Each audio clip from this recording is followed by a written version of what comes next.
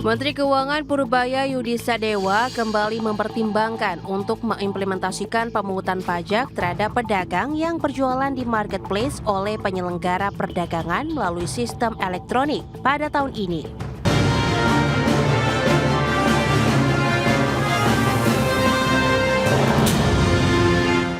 Ya, pemirsa, Menteri Keuangan Purbaya Yudi Sadewa kembali mengemukakan rencana pengenaan pajak untuk pedagang yang berjualan di platform Lokapasar atau marketplace. Menurut Purbaya, rencana tersebut akan diimplementasikan jika kondisi perekonomian sudah memungkinkan. Menteri Keuangan Purbaya Yudi Sadewa kembali mempertimbangkan untuk mengimplementasikan pemungutan pajak terhadap pedagang yang berjualan di marketplace oleh penyelenggara perdagangan melalui sistem elektronik pada tahun ini. Adapun ketentuan mengenai pemungutan pajak marketplace tersebut telah tertuang dalam Peraturan Menteri Keuangan Nomor 37 Tahun 2025. Bilih tersebut sejatinya mulai berlaku sejak 14 Juni 2025. Namun implementasinya ditangguhkan dengan mempertimbangkan kondisi ekonomi dan daya beli masyarakat. Menurut Purbaya, apabila kinerja ekonomi kembali positif pada kuartal 2 tahun 2026, pemungutan pajak pedagang di marketplace akan mulai dilaksanakan. Dan jika PMK nomor 37 tahun 2025 mulai diberlakukan, maka Direktorat Jenderal Pajak Kementerian Keuangan akan mulai menunjuk marketplace untuk memungut pajak penghasilan pasal 22 dari para pelapak atau merchant. Sebenarnya Dirjen Pajak sudah punya rencana untuk menaikkan pajak kepada online transaction kan. Tapi waktu itu ekonomi masih agak terganggu, jadi kita belum melaksanakannya. Tapi nanti sekarang udah lumayan nih. Kalau triwulan kedua masih bagus, kita akan pertimbangkan untuk juga sekaligus membuat persaingan antara online sama offline lebih fair, tentunya dengan analisa yang clear dari data-data yang kita miliki. Upaya ini menjadi langkah Direktorat Jenderal Pajak Kemenkyu untuk melakukan ekstensifikasi penerima negara. Secara terpisah, Direktur Jenderal Pajak Kementerian Keuangan Bimo Wijayanto menegaskan telah siap untuk memungut pajak dari penjualan di platform e-commerce. Namun semuanya masih menunggu keputusan akhir dari Menteri Keuangan Purbaya Yudi Sadewa. Dari Jakarta, Tim Liputan, IDEX Channel. Baik pemirsa, untuk membahas tema kita kali ini menilai kesiapan pengenaan pajak penjualan daring di tahun 2026, kita sudah tersambung melalui Zoom bersama dengan Mas Tesar Sandikapura, Ketua Umum Indonesia Digital Empowering Community, kemudian juga ada Bapak Budi Primawan, dia adalah Sekjen Asosiasi E-commerce Indonesia atau AIDIA. Langsung saja kita sapa ini. Halo Mas Tesar, apa kabar? Baik, salam sehat Mas Pras. Baik, salam sehat juga. Pak Budi, apa kabar? Baik Pak, apa kabar Mas Tesar? Terima kasih juga atas waktu yang disempatkan. Pak Budi, ini menarik tadi sudah disampaikan begitu ya, pemerintah khususnya Kementerian Keuangan ini sudah mencetuskan lagi begitu ada wacana kalau memang penerapan dari pajak untuk e-commerce begitu. Dari sisi Anda melihat bagaimana sih rencana pelaksanaan pajak ini dari sisi platform e-commerce? Anda melihat ini momentumnya tepatkah atau bagaimana ini Pak? Ya, sebenarnya Mas Tesar, kami terus berkomunikasi dengan Ditjen Pajak. Oke. Cuman kemarin karena puasa dan lebaran agak terputus, tapi sekarang kami akan mulai mengaktifkan lagi. Nah, dari komunikasi ini kami mencoba menemukan titik temu dari hal-hal yang penting dalam penarikan pajak ini gitu. Karena kan ini kita belum pernah nih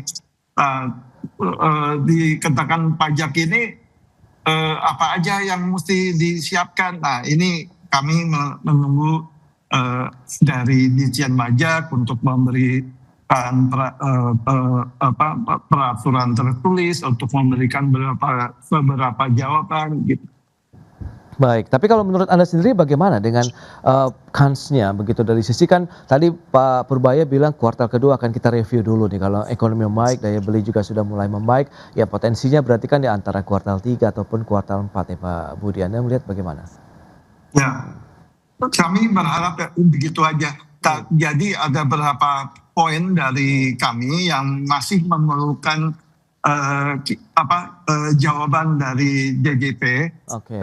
Dan juga kami masih melihat adanya yang perlu dilakukan di dalam platform ini gitu. Oke. Selama ini dari platform mungkin sudah 40-50% lah siap, tapi tetap aja banyak hal-hal yang perlu dibicarakan lagi dengan DJP. Baik. Nah, IDX sendiri melihat bagaimana Mas Tesar dengan wacana ini begitu? Menurut Anda, ya lagi-lagi kalau kita bicara mengenai kondisi ekonomi saat ini, kemudian bagaimana dengan behavior masyarakat yang memang sudah cukup banyak sebenarnya yang memanfaatkan e-commerce ini begitu untuk mereka melakukan aktivitas konsumsi, Mas Tesar? Baik, Mbak Pras. Mungkin kalau saya lihat dari angka, memang nilai ekonomi digital Indonesia ini kurang lebih dari 2025 ini sudah 99 miliar USD ya. Artinya memang ini sektor strategis gitu ya. Dan wajar kalau pemerintah memang ingin mengambil pajak ya, tanda kutip, dari sektor situ. Cuman memang kembali seperti Pak Budi tadi bilang, memang ini ada harus resikonya cukup tinggi gitu ya, karena kesiapan UMKM ini tidak semuanya sama gitu ya. Terutama di marketplace. Itu kebanyakan UMKM yang memang tanda kutip UMKM kecil. Jika memang ini diterapkan pajak, bisa jadi margin mereka bisa hilang gitu ya. Dan ini yang menurut saya Kementerian Ekonomi gitu ya, terutama gitu ya, ini bisa melihat ini apakah efek ini menjadi positif untuk negara atau malah backfire untuk keberlangsungan ekonomi, terutama UMKM yang levelnya masih di bawah. Gitu. Seperti itu, Mas Pras. Nah, lantas bagaimana Anda melihat dengan rentang waktu yang masih ya ada jeda lah paling tidak kuartal kedua dan kuartal 3 begitu Mas Desa, untuk kita mungkin ada sosialisasi yang akan dilakukan oleh pemerintah, kemudian bagaimana upaya-upaya juga kajian tentu yang tadi sudah disampaikan dan review lebih jauh begitu yang mungkin akan dilakukan dengan intens begitu Mas Desa. Ya, kalau saran saya, ini kita bisa buat masa transisi, artinya yang kita coba implement itu mungkin UMKM yang sudah berpenghasilan besar. Seperti itu dulu gitu ya. Jadi jangan kita langsung menerapkan ke UMKM yang tanda kutip dia masih berjuang gitu ya. Jadi misalkan kita kasih threshold, misalkan 1 bulan sudah di atas 100 juta misalkan ya, ini contoh saja, itu boleh mulai diterapkan. Di lain sisi, dari sisi e-commerce atau pemilik platform juga sudah mulai nih membuat platform yang terintegrasi dengan Dirjen Pajak. Nah ini penting sekali nih ya, supaya nanti pelaporannya kalau bisa seamless, otomatis gitu ya. Jangan sampai nanti si UMKM juga diberatkan lagi dengan tambahan-tambahan laporan-laporan yang membuat mereka menjadi beban operasional cost yang tadinya efisien menjadi lebih tambah lagi dengan adanya peraturan baru seperti ini. Itu Mas Pras. Baik, nah kalau dari sisi pelaku usahanya sendiri, e-commerce sendiri bagaimana Pak Budi? Kesiapan kalau bicara mengenai tadi ada administrasi yang mungkin perlu kita siapkan, kemudian mekanismenya begitu, sudah sampai mana sih tahapan diskusinya dengan DJP misalnya sejauh ini? Ya, kalau dengan DJP masih banyak hal-hal yang perlu dibicarakan. Dan ini juga dari DJP baru pertama kali ya. Dan perlu saya garis bawahi di sini yang namanya transaksi online itu hanya ada di 4 marketplace, ya, bukan di tempat lain. Kalau kita lihat kan di online itu banyak ya. Lewat WhatsApp, lewat Instagram, macam-macam lah. Nah, kita hanya murni marketplace saja gitu. Jadi bisa dilihat gitu pembagiannya, dan di marketplace ini kami 4 marketplace ini terus berupaya, tim pajaknya ya berupaya untuk patuh pada peraturan Menteri Keuangan tersebut nomor 37 tahun 2025. Tapi ada beberapa hal yang mana sangat teknis sih. Kami perlukan jawabannya. Nah, kami akan bertemu lagi dengan DJP ini dalam minggu depan lah. Baik, ini menarik, tadi ada beberapa hal yang dicetuskan begitu oleh Mas Tesar terkait dengan implementasi yang secara terbatas. Kita akan bahas lebih jauh nanti di segmen berikutnya. Kita akan jeda sebentar ya Pak Budi dan juga Mas Tesar, dan pemirsa kami akan segera kembali sesaat lagi. Ya, Anda masih menyaksikan Market Review pemirsa, dan kembali kami akan sampaikan sejumlah data untuk Anda. Kita akan cermati beberapa data. Yang pertama kita akan lihat dari sisi kriteria pedagang e-commerce yang dikenai pajak. Ini dia beberapa datanya. Yang pertama ada pedagang dalam negeri kemudian mendapatkan penghasilan memakai rekening bank ataupun rekening keuangan, kemudian bertransaksi menggunakan address ataupun nomor telepon dengan kode telepon Indonesia, kemudian pelaku usaha di sektor jasa ekspedisi, asuransi, dan penyedia layanan digital lainnya. Ini data dari Kementerian Keuangan. Berikutnya kita lihat data selanjutnya. Ya, kriteria pedagang e-commerce yang dikenai pajak ini masih sama, besaran pungutan PPh pasal 22 sebesar 0,5% dari omzet yang diterima pedagang. Kemudian pajak tidak termasuk PPN ataupun PPNBM dan bisa diperhitungkan sebagai pembayaran PPh tahun berjalan. Itu dia kriterianya begitu yang akan dikenai pajak. Dan selanjutnya, ini dia penerimaan pajak dari perdagangan melalui sistem elektronik. Ini menarik dicermati, rentang 2020 sampai dengan 2024 trennya naik terus. Ini juga yang seperti disampaikan oleh Mas Desar tadi, ini menjadi salah satu sektor yang ataupun industri yang strategis sebenarnya untuk bisa mendukung penerimaan negara begitu ya. Naik di tahun 2024 menjadi 8,44 triliun, dari tahun 2020 hanya sekitar 0,7 triliun rupiah. Itu dia beberapa data yang sudah kita sampaikan dan kita akan lanjutkan kembali perbincangan bersama dengan Bapak Budi Primawan dan juga Mas Desar Sandikapura. Ya. Dengan beberapa informasi tadi yang sudah disampaikan, nah lantas bagaimana sih kalau kita lihat dengan tantangan dari kriteria e-commerce-nya, kemudian Pak Budi kan ini ada rentang waktu yang bisa dimanfaatkan sebenarnya. Nah, Anda melihat bagaimana nih persiapan-persiapan, apakah harus ngebut langsung kah atau bagaimana dengan koordinasi ya entah itu dengan Kementerian Keuangan, Direktorat Jenderal Pajak dan lain-lain begitu Pak? Iya. Kembali lagi kami perlu banyak kepastian Ya. dari Ditjen Pajak. Ini masih banyak peraturan yang masih kita belum ketemu di mana titiknya gitu. Oke. Nah, kalau itu sudah bisa lalu dijadikan peraturan yang tertulis atau nota dinas atau semacamnya, nah, lalu kita bisa bergerak lagi. Sekarang ini mungkin dari marketplace sudah 40-50% dari untuk menyiapkan penarikan ini gitu. Ya. Tapi selanjutnya sisanya ya yang dari perbincangan dengan Ditjen Pajak dan yang paling penting ya komunikasi dari Ditjen Pajak kepada para wajib pajak, para seller ini. Karena kan kalau ada apa-apa sellernya mestinya larinya ke Ditjen Pajak gitu, bukan ke marketplace. Oke. Itu dia, berarti komunikasi kemudian bagaimana sosialisasi ini harus cukup intensif ya dilakukan begitu kepada masyarakat luas terkait dengan mungkin rencana pengenaan pajak e-commerce ini. Nah, kalau Mas Desar sendiri melihat bagaimana potensi kalau memang tadi penerapannya secara terbatas begitu, memungkinkan tidak sih? Dan dengan kondisi ekonomi saat ini Anda melihat begitu juga tepat tidak sih kalau memang ini diterapkan? Ya.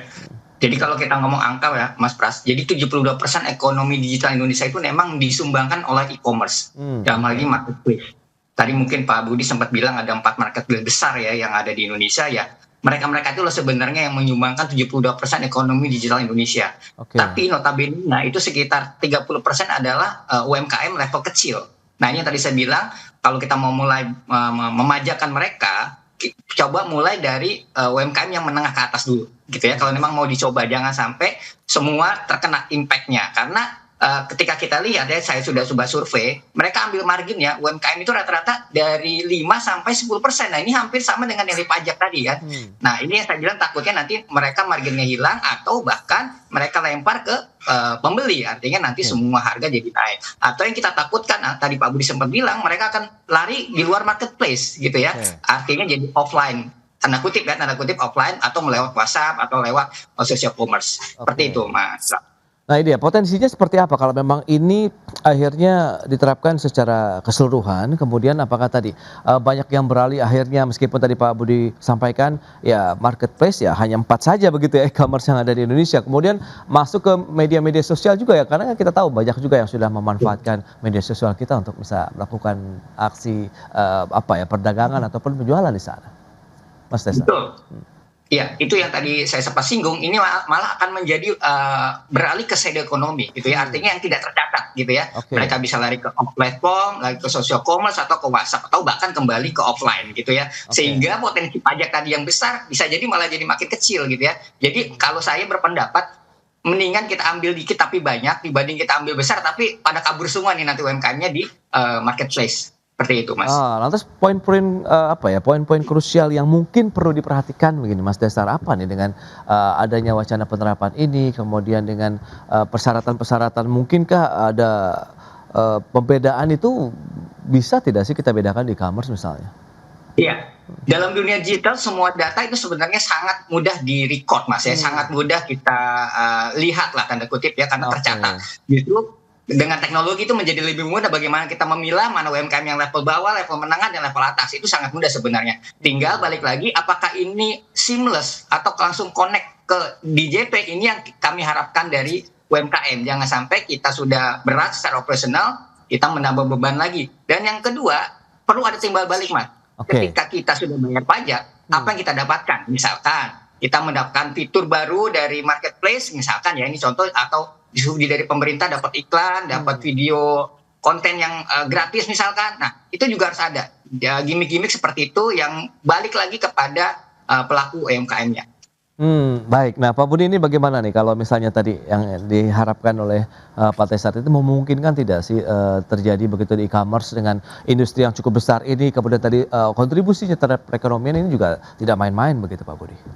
Ya, sebenarnya saya tertarik yang Mas Tirta sampaikan tadi. Oke. Apa dampak balik kepada kita? Kita di sini bukan hanya seller, tapi platform juga. Bagaimana dengan kinerja itu bisa, misalnya pemerintah memberikan stimulus pembelian dari daring gitu pada Oke. saat Harbolnas misalnya gitu. Iya. Nah, karena dengan ini kita mesti bikin sistem baru, mesti ada budget-budget yang terkena dari sistem penarikan ini. Nah, ini kita berharap bisa mendapat dapatnya. Kan kalau platform itu sekarang ini sudah menjalankan beberapa pajaknya, pajak karyawan, itu pajak tenaga, lalu pajak dan lain-lain, pajak perusahaan. Nah, kalau ada yang baru dari DJP ini akan memberikan beban tambahan pada kami, akan ada baiknya kalau pemerintah juga memberikan stimulus ataupun imbal balik terhadap platform. Itu yang kami harapkan gitu. Oke. Kalau mengenai pemilihan itu sebenarnya sudah dijelaskan dalam peraturannya, minimal 500 juta. Iya. Tinggal gimana mereka membuktikan atau memberikan surat dia di atas atau di bawah 500 juta itu kepada DJP gitu. Oke. Nah, yang paling sensitif kalau kita bicara mengenai harga barang ataupun produk yang ditawarkan masyarakat yang offline maupun online ini kan harga. Nah, Pak Budi bagaimana? Apakah potensi ada kenaikan harga atau tidak apabila memang kebijakan pajak e-commerce ini diterapkan? Kenaikan harga mungkin terjadi, tapi kan ini kami belum bisa memastikan. Tapi pajak yang dikenakan itu kan jumlahnya tidak besar kan. Nah, jadinya kenaikan yang ada juga mungkin tidak akan besar. Tapi kita belum tahu ke depannya gimana gitu. Dan lagi setiap penjual di marketplace ini berjualan juga di keempat marketplace. Nah, di keempat marketplace ini beda-beda bentuk pajak, bentuk pungutannya, admin dan lain sebagainya, harganya.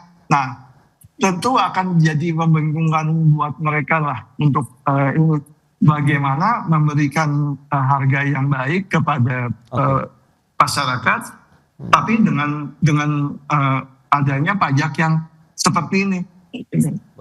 Terus terang belum kami pelajari dengan kita baru akan bisa tahu setelah ini berjalan dengan baik gitu. Oke, baik Pak Budi. Nah, Mas Tesar, Anda melihat bagaimana untuk jangka panjang kebijakan ini terkait dengan ekosistem ekonomi digital kita begitu ke depan? Apakah akan ada sedikit mungkin penyesuaian akan terus terjadi, dinamika masih akan terus berlanjut atau bagaimana Mas Tesar?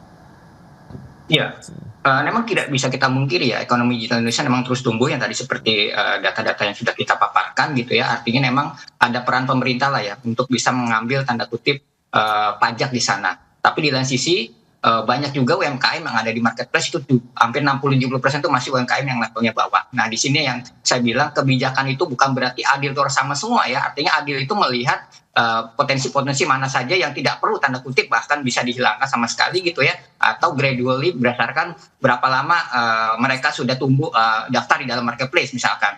Jadi orang-orang yang baru tumbuh ini jangan langsung dibebankan dengan masalah yang tanggung jawab di luar tanggung jawab mereka. Lalu kedua masalah tadi operasional ini, jangan sampai DJP ini menjadi penambah operational cost mereka gitu ya. Saya berharap dengan teknologi digital, apalagi sekarang sudah ada Cortex dan lain-lain ya, ini harusnya semua sistemnya bisa seamless gitu ya. Jadi jangan sampai nanti mereka harus lapor lagi, ini lagi, balik lagi, register lagi, seperti itu ya.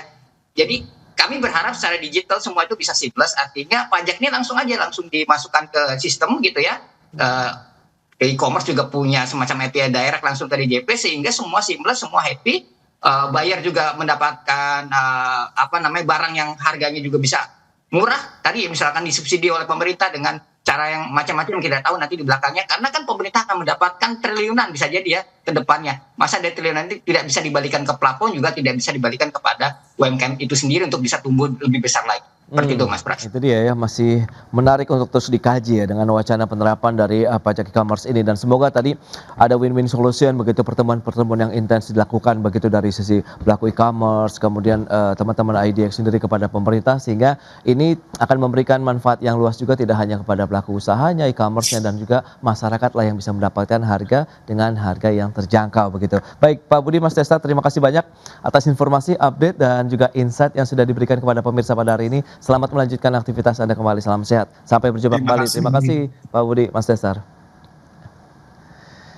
Baik pemirsa, 1 jam sudah saya menemani Anda dalam Market Review, dan perbaharui terus informasi Anda hanya di IDX Channel, your trustworthy and comprehensive investment reference. Karena urusan masa depan harus di depan, aku investor saham. Saya Prasetyo Wibowo beserta seluruh kerabat kerja yang bertugas pamit undur diri. Terima kasih dan sampai jumpa.